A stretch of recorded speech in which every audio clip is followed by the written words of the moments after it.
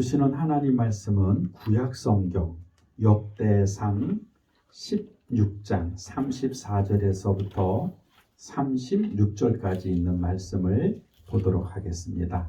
역대상 16장 34절에서 36절까지 보겠습니다. 우리 같이 한번 34절에서부터 36절까지 합독하도록 하겠습니다. 역대상 16장 34절부터 같이 합독하겠습니다. 여호와께 감사하라. 그는 선하시며 그 인자하심이 영원함이로다. 너희는 이르기를 우리 구원의 하나님이여 우리를 구원하여 만국 가운데서 건져내시고 모으시사 우리로 주의 성호를 감사하며 주의 영예를 찬송하게 하소서 할지어다. 여호와 이스라엘의 하나님을 영원부터 영원까지 송축할지로다 하며 모든 백성이 아멘하고 여호와를 찬양하였더라. 아멘. 네, 오늘은 우리 추수감사절 예배로 우리가 드리게 됩니다. 1년 동안 하나님이 주신 은혜에 감사하고 베푸신 사랑에 감사하고 또 지켜주신 은혜에 감사하는 날. 그래서 추수감사절을 우리가 영어로 하면 Thanksgiving Day라고 이렇게 이야기를 하게 됩니다. 그래서 주신 것에 대해서 감사하는 날. 더 구체적으로 말하면 하나님이 우리에게 주신 것에 대해서 감사하는 날. 이것이 바로 이제 추수감사절이라고 이렇게 이야기를 하게 됩니다. 그래서 우리가 하나님께 감사하는데 꼭 오늘 하루만 감사하는 것이 아니라 날마다 감사하고 숨을 쉬는 순간마다 감사하는 그런 자세가 필요합니다. 제가 인터넷에서 어느 글을 하나 읽었는데 20대 여성이 아르바이트를 하고 있었대요. 그런데 70대 할머니가 이제 물건을 고르시고 나신 다음에 계산대에다가 물건을 툭 던지면서 아가 이거 얼마고 빨리 계산해 봐라. 이제 경상도 말로 그렇게 얘기를 했대요.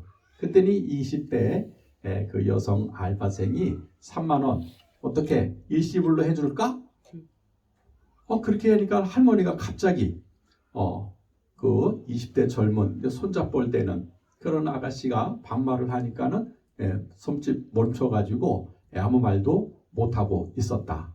그랬더니 이제 이 글을 갖다가 인터넷에 올렸더니 이제 난리가 난 거지요.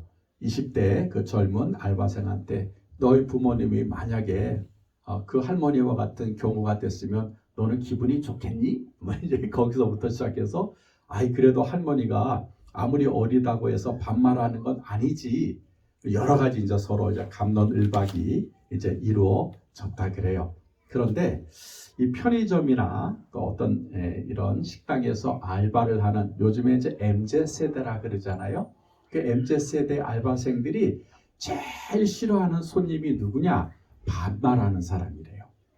와가지고 그냥 말을 함부로 반말을 툭툭 던지는 그런 사람들을 가장 싫어합니다. 두 번째는 뭐냐면 막무가내로 떼를 쓰는 사람. 그러니까 말도 안 되게 막무가내로 떼를 쓰는 사람, 그런 손님을 별로 좋아하지 않습니다. 이렇게 응답을 했다 그래요. 그러면 누구를 제일 좋아하느냐? 어떤 손님을 제일 좋아하느냐? 들어왔을 때부터 그저 친절하게 인사도 하고 나갈 때 고마워요, 감사해요. 그렇게 말을 하는 손님을 최고로 서로 하는 그런 손님이다 하는 그런 인터뷰를 했다라고 해요. 여러분 우리 말 한마디가 얼마나 중요한가 하는 것이죠. 똑같은 말이라도 반말을 하기보다는 상대방이 어리던 또 우리가 작던 간에 그 사람을 배려해 줄 수 있는 그런 말 한마디가 우리에게는 굉장히 필요하다라고 하는 것이죠. 그래서 우리가 말을 할 때 이 사람에게 하는 말과 함께 하나님께 드리는 말도 중요하다는 거예요. 사람에게도 우리가 감사합니다, 감사해요 그런 말을 할 뿐만 아니라 하나님에 대해서도 하나님 감사합니다, 하나님 감사해요 하고 이 감사를 자주 표현하는 것, 그것이 우리의 삶에 여러분 굉장히 중요하다라고 하는 것입니다. 그래서 우리가 사람에게도 감사합니다 말을 할 수 있어야 되지만 특별히 여러분 하나님에 대해서 우리가 평상시에도 하나님 감사합니다 라고 표현할 줄 알아야 된다고 하는 것입니다. 오늘 우리가 읽었던 여러분 역대상 16장은 이 다윗이 하나님의 궤, 이제 하나님의 그 증거궤라고 하는 그 궤에는 여러분 거기에는 두 돌판, 십계명이 기록된 두 돌판과 그 다음에 만나, 그리고는 아론의 싹이 난 지팡이가 들어가 있어요. 이제 그거를 이제 성전으로 모시고 오는 거예요. 이제 그것이 오벳 에돔이라고 하는 그런 그 예루살렘 밖에 그 궤가 있었는데 그걸 이제 다윗이 메고 오는 거예요. 메고 오다가 이제 그게 흔들리는 바람에 그게 이제 자칫 넘어질 것 같아서 웃사라는 사람이 그걸 손을 댔어요. 손을 대는 바람에 죽고 말았죠. 그래서 다윗이 아직까지 예루살렘에 들어오는 것보다는 장막에다 둬야 되겠다 하고 이제 그 궤를 장막에다 두고 난 다음에 이제 쓴 시가 오늘 말씀이에요. 그래서 이 하나님의 궤가 이제 하나님의 성전 예루살렘으로 들어오는 과정에 그 모든 그런 내용을 기록한 것이 여러분 16장 7절에서부터 36절까지 기록하고 있습니다. 그런데 여러분 그 본문의 내용을 보게 되면 7절에서부터 36절까지가 다윗이 하나님 앞에 너무 감사해가지고 그 감사의 내용을 기록한 것이 오늘 본문의 말씀이에요. 그런데 이 다윗을 보게 되면 이 하나님 앞에 감사하는 일에 대해서 인색하지 않았다는 거예요. 처음부터 마지막까지 하나님 감사합니다. 감사합니다. 여러분 우리가 읽었던 34절에 뭐라 그랬어요? 여호와께 감사하세요. 여호와께 감사하세요. 그는 선하시며 인자하심이 영원 무궁토록 하시도다. 근데 그 내용이 시편 136편에 더 구체적으로 기록되어 있어요. 여호와께 감사하세요. 여호와께 감사하면서 계속해서 하나님 앞에 감사하는 그런 글로 기록되어 있습니다. 그래서 오늘 다윗을 보게 되면 세 가지로 감사해요. 그렇죠? 여호와께 감사하라. 그는 선하시며 인자하심이 영원하시미로다. 하나님의 선하시고 인자하심에 대해서 감사하고, 그 다음에 35절에 보게 되면 우리를 구원하신 그 하나님의 구원하심에 대해서 감사하다. 그래서 그 영원 무궁하리로다 하면서 다윗이 하나님 앞에 감사의 기도를 드리고 있습니다. 그러니까 우리가 하나님 앞에 감사하는 것과 본질적으로 달라요. 여러분 우리가 하나님 앞에 감사할 때는 보잖아요. 조건이 붙어 있어요. 우리에게 뭔가 좋은 일이 생기거나 내가 원하는 것을 얻을 때만, 그때만 우리는 감사를 하게 됩니다. 근데 내게 원하는 일이 생기지 아니하고 내가 기도한 대로 응답되지 아니하면 그러면 대부분의 사람들은 하나님 앞에 감사하지 않아요. 도리어 감사 대신에 원망하고 불평을 하게 되죠. 근데 다윗을 보게 되면 좋은 일이든 좋지 아니한 일이든 다윗은 항상 하나님 앞에 감사하고 있습니다. 그 입에는요 늘 감사가 붙어 있어요. 하나님 감사합니다. 여호와께 감사하세요. 그래서 여러분 우리가 데살로니가전서 5장 16절에 보니까 그랬잖아요. 범사에 감사하라 그랬잖아요. 모든 일에 감사하라는 거예요. 그게 습관이 되어야 된다는 거예요. 그것이 우리의 생활이 되고 우리의 신앙이 되어야 된다라고 성경은 말씀하고 있습니다. 그래서 오늘은 진정한 감사가 뭐냐? 진정한 감사는 우리가 하나님 앞에 감사하는 것이 진정한 감사다. 그러면 우리가 추수감사절을 맞이해서 어떻게 우리가 하나님 앞에 그러면 진정한 감사의 예배를 드릴 것인가? 세 가지로 제가 성경을 좀 합축해서 여러분에게 말씀을 드리려고 해요. 첫 번째가 뭐냐면 희생제물로 감사를 해야 된다는 거예요. 여러분 이스라엘의 제사는 5가지죠. 5가지 번제가 있고 화목제, 속건제, 속죄제, 요제, 5가지 제사가 있는데 그 중에 화목제라고 하는 제사가 좀 특별해요. 이 화목제라고 하는 그 제사는 성경에 보니까 희생규례다 이렇게 되어 있어요. 희생규례다. 화목제의 또는 다른 말로 말하게 되면 희생의 제물을 드리는 그런 제사다. 그래서 이 하나님 앞에 동물을 잡아가지고 하나님 앞에 드리는데 그 목적이 뭐냐면 하나님과 나와의 관계를 회복하는 거예요. 그거를 성경에서는 화목제다 또 희생 제물이다 이렇게 이야기를 하게 됩니다. 또 다른 말이 있는데 이 화목제를 다른 말로 하게 되면 감사제라 이렇게 기록을 하고 있어요. 여러분 번제나 이런 속건제를 보게 되면 짐승을 잡은 다음에 그 기름을 다 고기와 분리를 하게 됩니다. 그래서 그 기름은요 하나님 앞에 드리는 거예요. 기름은. 왜냐하면 이 구약 시대 때 기름은 굉장히 영양가가 높고 여러분 귀한 사람만 먹는 음식으로 생각을 했어요. 그래서 기름은 싹 다 걷어가지고 하나님 앞에 불태워서 이제 올립니다. 그다음 남은 고기는 어떻게 하느냐? 그러면 거기 성전 밖으로 끌고 나가가지고 또 불태워버려요. 그래서 그 희생제물로 드리는 번제나 속건제나 속죄제에 대해서는요, 그 기름이든 또 살코기든 뼈든 사람이 가져갈 게 하나도 없어요. 다 태워버리는 거예요. 근데 화목제는 달라요. 기름은 하나님께 드립니다. 반드시 기름은 하나님께 드리는 거예요. 그 남은 고기는 어떻게 하느냐? 고기는요, 가져온 사람하고 주변의 사람들이 서로 나눠 먹는 거예요. 그래서 화목제예요.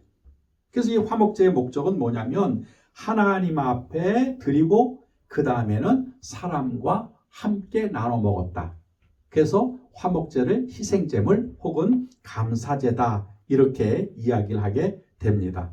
이러한 이유로 여러분 화목제는 하나님의 관계를 회복할 뿐 아니라 사람과의 관계도 화목하게 만드는 그런 목적이 있는 그런 예배, 그런 제사가 바로 화목제라고 하는 것이죠. 그래서 이 화목제, 감사제는요 서로 나누는 거예요.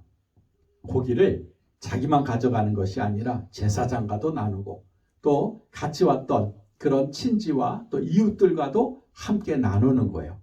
그래서 먼저는 하나님과의 회복을, 관계 회복을 이제 꾀했다면 기름으로 남은 고기는 가지고 이제 이웃들과 함께 화목하게 하는 그런 목적을 가지고 있는 것이 바로 여러분 화목제라고 하는 것이죠. 그래서 이것이 감사의 제사고 감사의 예배다 이렇게 성경은 말씀하고 있습니다. 따라서 화목제를 드릴 때 하나님과 화목하고 이웃과 화목해지는 것, 그것이 여러분 화목제의 여러분 목적입니다. 거기에 드리는 제물이 희생제물이라는 거예요. 양이나 염소. 그래서 하나님 앞에 감사할 때 화목제를 드리라는 거예요. 그러면서 희생제물을 드리라는 거예요. 근데 그 희생제물의 목적은 뭐냐면 서로 나눈다는 거예요. 나눈다는 거예요. 하나님과도 나누고 이웃과도 나누는 그런 목적이 바로 화목제라고 하는 것이죠. 여러분 오늘 우리가 추수감사절 예배를 드리는데 이 추수감사절 예배가 화목제가 되어야 된다는 거예요. 화목제. 그래서 하나님과의 관계가 회복이 되고 그리고 우리 이웃들과 함께 나누는 그런 제사, 그런 예배가 추수감사절 예배요. 그리고 화목제의 그런 예배가 되어야 된다라고 하는 것입니다. 여러분 원래 이 추수감사절이라고 하는 것은 미국에서부터 시작이 됐습니다. 영국의 청교도들이 신앙의 자유를 찾기 위하여서 이제 미국으로 이주를 하게 되지요. 그런데 그 중에 절반이 죽어버려요. 102명이 이제 메이플라워라고 하는 그 배를 타고 대서양을 건너가다가 그리고 102명 중에서 절반 이상이 죽습니다. 미국에 가서는 또 풍토병에 걸려서 또 죽어요. 이제 소수의 사람들이 살아남아서 거기서 정착을 하는데 그들이 고생을 하는 모습을 원주민, 그 인디언들이 보다가 옥수수는 이렇게 심어야 돼요. 또 뭐 어떤 식물이 자기 땅에 맞는 농사법을 가르쳐줘요. 인디언들이. 그래서 이 청교도들이 이제 추수를 해서 제일 먼저 거둬들인 곡식을 가지고 먼저 하나님 앞에 예배드리는 거예요. 화목제처럼 기름을 하나님께 드리는 것처럼. 그리고는요 3일 동안 축제를 벌입니다. 뭐 음식이라고는 별것 없지요. 그리고 다 자기 형제들이 죽고 가족이 죽은 그런 상태인데도 그들은 먼저 하나님 앞에 예배를 드리고 축제를 벌여요. 음식을 다 만들어 가지고는요 자기들만 먹는 게 아니에요. 인디언들을 초청하는 거예요. 내가 어려웠을 때, 내가 힘들었을 때 우리를 도와주고 농사법을 가르쳐줬던 그 인디언들을 초청을 해가지고 그 다음에 옥수수, 삶은 통으로 된 옥수수 그리고 야생 칠면조를 잡아가지고 대접하는 거예요. 여러분 그것이 이제 추수감사절의 시초입니다. 그래서 이 추수감사절도 보게 되면 먼저는 하나님께 예배를 드리고 두 번째는 뭐예요? 이웃들과 함께 나누는 일을 했다는 거예요. 그 구약의 화목제의 모습을 보는 것 같아요. 그러니까 오늘날도 여러분 추수감사절이 그런 예배가 돼야 됩니다. 먼저는 하나님 앞에 감사를 해야 되고 두 번째는 이웃들과 함께 나누는 그런 의식이 돼야 돼요. 우리끼리만의 그런 축제가 아니라 아직도 하나님을 알지 못하고 또 아직도 소외된 자들 또 아픔을 당한 자들을 초청을 해가지고 같이 음식을 나누고 같이 기쁨을 나누는 그런 예배가 바로 추수감사절이 되어야 된다라고 하는 것입니다. 그래서 오늘은 우리가 이곳에서 예배를 드리지만 여러분 우리도 이 추수감사절 화목제에 여러분 정신을 잊어버리지 말아야 된다라고 하는 것입니다. 두 번째는 뭐냐면 찬송으로 감사를 해야 된다. 찬송으로 우리가 희생제물로 처음에는 감사라고 그 희생제물을 서로 나눴다면 두 번째는 찬송의 감사가 되어야 된다라고 하는 것입니다. 여러분 하나님께 감사할 때는 첫째는 희생제물이 필요합니다. 그래서 여러분 화목제를 드릴 때 반드시 양이나 염소를 잡아서 하나님께 드리고 또 이웃들과 나눴다. 두 번째는 뭐냐면 찬송이 필요하다는 거예요. 여러분 제사가 성립되기 위해서 첫째 제물이 있어야 된다면 둘째는 찬송이 있어야 됩니다. 이제 짐승을 가져오면 제사장이 이제 그 짐승을 잡는 거죠. 껍데기를 벗기고 기름을 분리하고 살과 뼈를 또 분리를 하는 그 일을 하는 거예요. 그 일을 할 때에 가만히 있는 게 아니에요.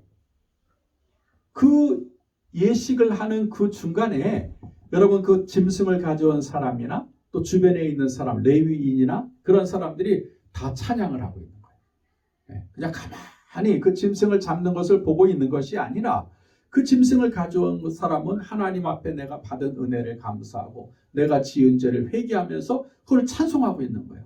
그럼 그 주변에 있는 레위인도 똑같이 하나님 앞에 찬양, 그것이 하나님 앞에 제사가 되고 예배가 됐다는 거예요. 그래서 하나님 앞에 올바른 예배를 드리기 위해서 필요한 게 희생제물이 있다면 두 번째 뭐가 있어야 되는 게 찬송이 있어야 된다라고 성경은 말씀하고 있는 것을 볼 수가 있습니다. 그래서 이러한 이유로 여러분 구약을 보게 되면 그 다윗 왕이 제일 먼저 만든 게 뭐냐면 찬양대 있어요. 찬양대. 그 아삽이라고 하는 그런 형제들에게 아예 찬송에 관한 모든 것을 다 맡겨버렸어요. 그런 시편을 보게 되면 아삽의 시가 많이 나옵니다. 그 아삽이 누구냐면 찬양 대장이에요. 그분이 그 많은 다윗이 지은 시에다가 곡을 붙이기도 하고 또 자신들이 또 그 곡을 만들기도 하고 그래서 이 다윗 왕궁에는요 여러분 찬양대가 있었다는 거예요. 근데 이 다윗 왕 때만 찬양대가 있었는가 보니까 그게 아니에요. 여러분 느헤미야 12장을 보게 되면 그때도 찬양대가 있었어요. 여러분 느헤미야 때는 뭐냐면 이 예루살렘 성전이 다 무너져 가지고 이스라엘 백성은 바벨론으로 포로로 잡혀가 있었을 때예요. 그러다가 이 고레스라고 하는 왕이 일시적으로 포로를 귀환시킵니다.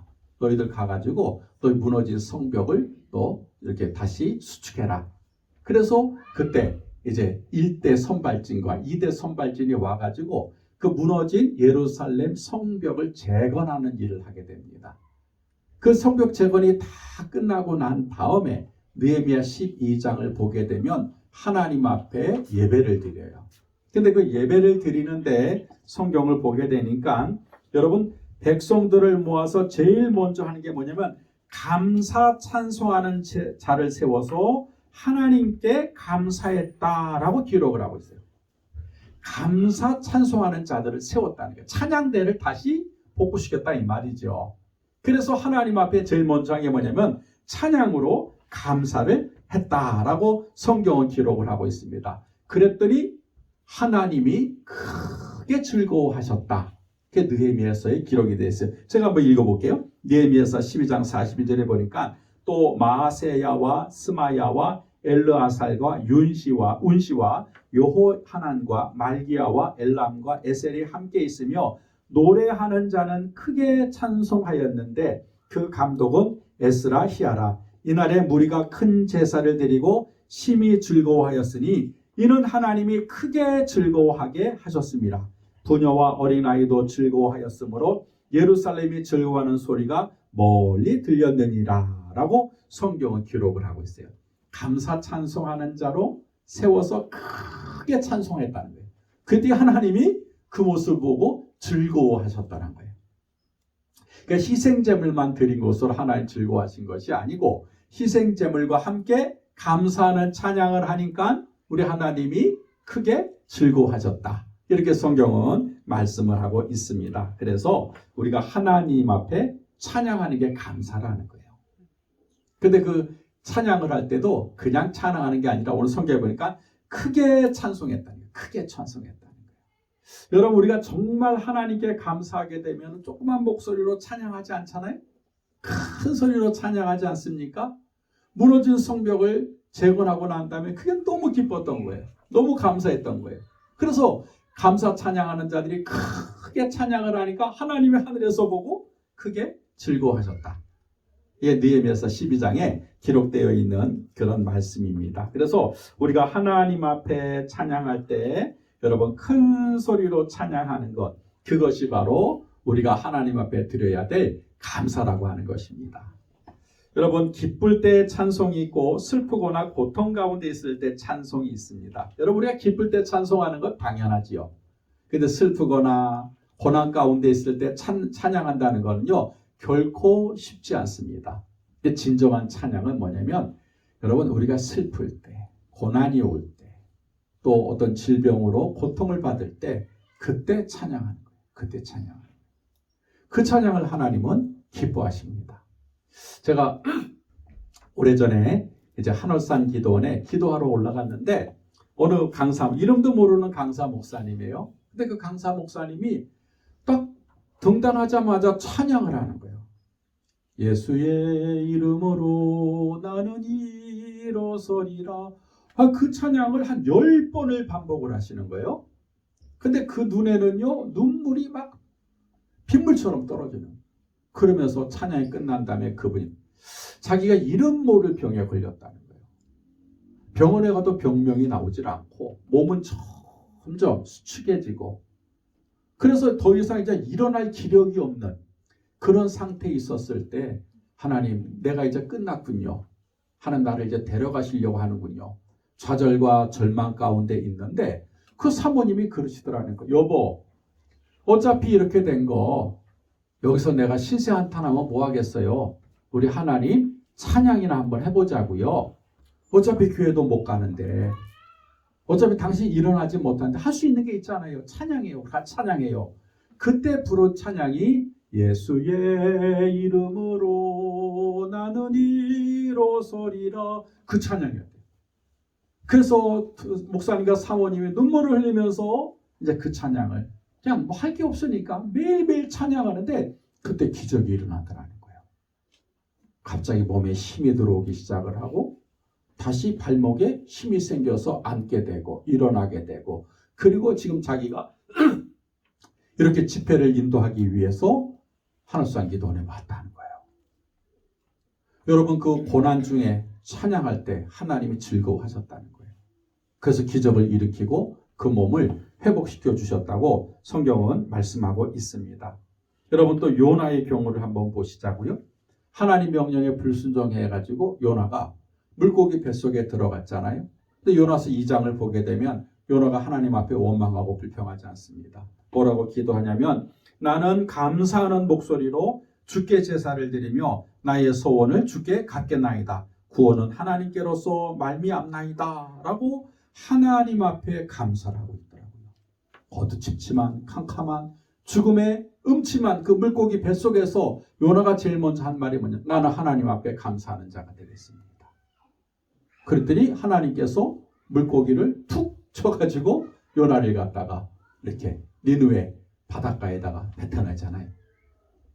그 죽음 가운데 감사하니까 놀라운 역사가 일어나다라고 하는 것입니다. 그러므로 우리가 하나님 앞에 감사할 때 여러분 감사할 이유가 있을 때도 찬양해야 되지만 감사할 이유가 없을 때도 여전히 우리는 여러분 감사 찬양을 할 수 있어야 됩니다. 우리가 부르는 찬송가 절반 이상이 누가 그 찬송가를 지었냐면요. 파니 크로스비라고 하는 그 여사가 여러분 지었어요. 나의 갈 길 다가도록 다 파니 크로스비의 그런 작사 작곡입니다. 그런데 이분은 시각장애인이에요. 시각장애인. 그 뉴욕에 아주 경건한 여러분 청교도 집안에서 태어났는데 6개월 됐을 때에 이렇게 눈에 뭐가 자꾸만 이렇게 이상한 이물질이 끼는 거예요. 근데 하필이면 그때에 그 동네에 의사가 없는 거예요. 근데 무면허 의사가 자기가 고치겠다라고 해가지고 그 치료를 했는데 그만 무면허니까 눈을 멀게 된 거예요. 그 6개월 태어난 지 6개월 만에 이제 빛을 보지 못하는 그런 시각 장애인이 됐습니다. 근데 그분이 여러분 그렇게 이야기를 해요. 그 평생 동안 그 의사를 원망하거나 비난하는 것이 아니라 그 의사 선생님을 만나면 이 세상에서 가장 놀랍고 귀한 일을 했다고 감사의 말을 전하고 싶습니다. 그랬다는 거예요. 자기 인생을 망치고 자기 앞길을 갖다가 막은 그 의사 선생님에 대해서 당신은 나에게 가장 놀라운 일을 했습니다. 라면서 감사의 말을 전하고 싶다라고 하는 거예요. 그래서 목사님이 궁금해서 그 환에게 와서 물어봤죠. 주님께서 당신에게 많은 은사를 주셨는데 그렇게 기도를 하는데 왜 시력은 주시지 않으셨는지 궁금하네요. 그렇게 물어보니까 환희 크로스비 여사가 이렇게 대답했대요. 목사님, 저는 하나님께서 제 눈을 뜨게 해주시기를 원치 않아요. 왜냐하면 저는 제가 처음 보게 될 분이 바로 주님이시기를 원하거든요. 라고 대답을 했대요. 근데 그 옆에 있던 어떤 여성분이 그렇게 얘기를 했대요. 당신이 처한 상황을 볼 때 감사하기가 힘들 것 같은데 무엇이 늘 그렇게 감사로 가득 차게 하나요? 하면서 빈정거리듯이 물어봤다는 거예요. 그랬더니 또 그 질문에 대해서 감사의 조건들은 아주 많습니다. 그렇지만 내가 그리스도인이라는 단 한 가지 이유만으로도 나는 충분히 감사할 수 있습니다. 라고 대답을 했다 그래요. 여러분, 우리는 감사는 좋을 때나 좋지 않을 때나 언제나 모든 것이 이처럼 감사의 조건이 되어야 된다는 거예요. 여러분, 우리는 지금 어떤 모습으로 하나님 앞에 감사하고 있습니까? 또 무엇이 우리를 감사하지 못하게 만들고 있습니까? 여러분, 우리 성경을 보게 되니까 감사하지 못할 조건이 아무것도 없다는 거예요. 우리는 그저 감사하는 것, 특별히 찬양으로 감사하는 것.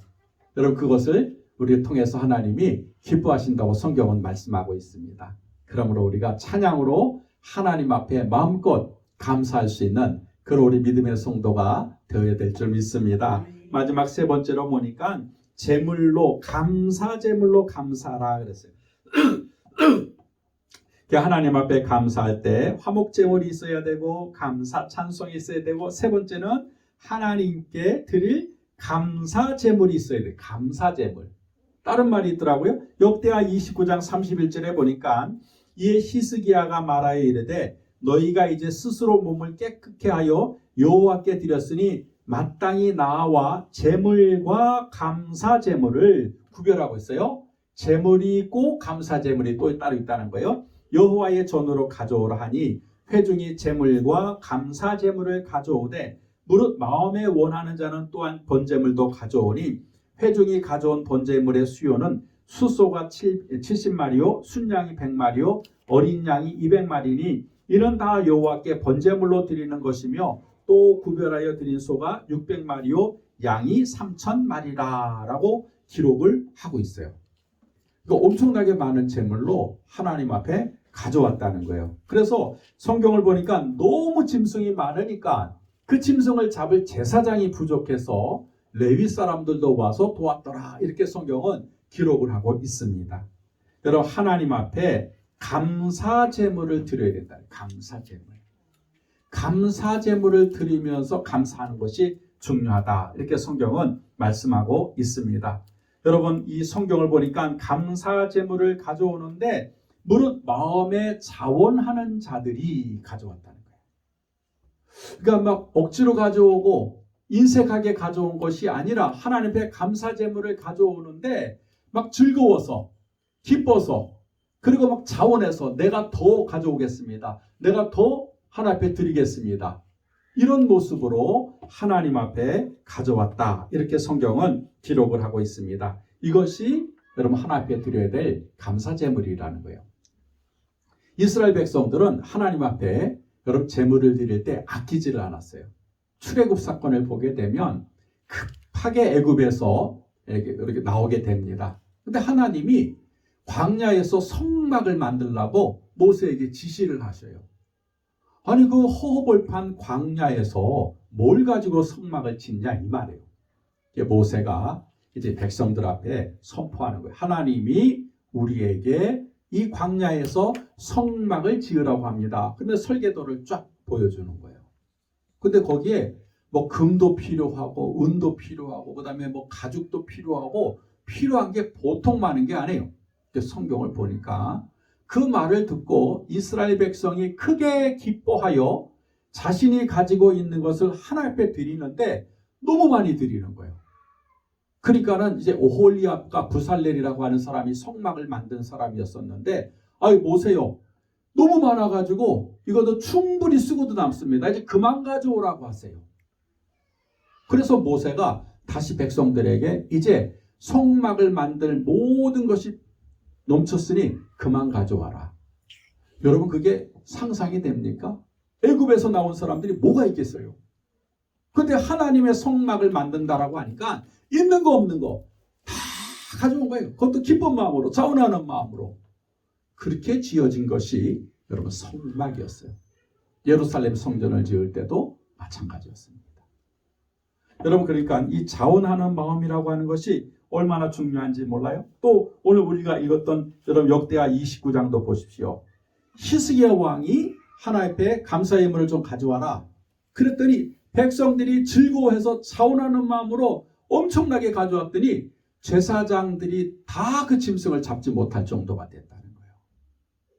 자원하는 마음으로, 기뻐하는 마음으로, 즐거운 마음으로 하나님 앞에 드리는 것, 그것이 오늘 성경에서 말하는 감사 제물이다, 이렇게 말씀하고 있습니다. 그래서 감사 제물은 기쁘고 즐거운 마음으로 드리는 것이고 스스로 드리는 것이 여러분 감사 제물이라고 하는 것입니다. 그래서 이스라엘 백성들은 하나님 앞에 드림에 있어서 인색하지 않았어요. 초대교회를 보게 되니까 여러분 아나니아와 사피라고 하는 두 분은요, 여러분 하나님 앞에 인색한 마음을 가졌어요. 근데 큰 낭패를 당하지 않아요? 다른 사람들은 그렇지 않아요. 초대교회가 어떻게 운영이 됐냐면 성도들이 가져오는 감사 제물로 인하여서 다 나눠 쓴 거예요. 그 부족함이 없었다 이 말이죠. 여러분 그것이 하나님을 기쁘시게 하고 하나님 앞에 여러분 감사하게 하는 것입니다. 오늘은 추수감사절에 그래서 우리가 희생제물로 감사하고 찬송으로 감사하고 감사제물로 감사해야 됩니다. 사랑하는 성도 여러분, 오늘 추수감사절을 맞이해서 제가 세 가지 질문을 좀 드리려고 해요. 첫째가 여러분 범사에 감사하고 있습니까? 두 번째, 무엇을 가지고 하나님 앞에 감사하려고 하십니까? 세 번째, 그렇다면 어떻게 하나님 앞에 감사하려고 하십니까? 여러분 이 질문을 여러분 스스로에게 한번 던져보세요. 과연 나는 모든 일에 감사하고 있는가? 나는 무엇으로 내가 하나님 앞에 감사하고 있고 어떻게 내가 하나님 앞에 감사하고 있는가? 한번 한 주 동안 우리가 한번 생각해 보시고, 여러분 우리가 감사절을 맞이해서 하루 그냥 행사로 끝나는 것이 아니라 성경에 있는 것처럼 범사에 모든 일에 감사할 수 있는 그런 믿음의 성도가 되셨으면 좋겠습니다.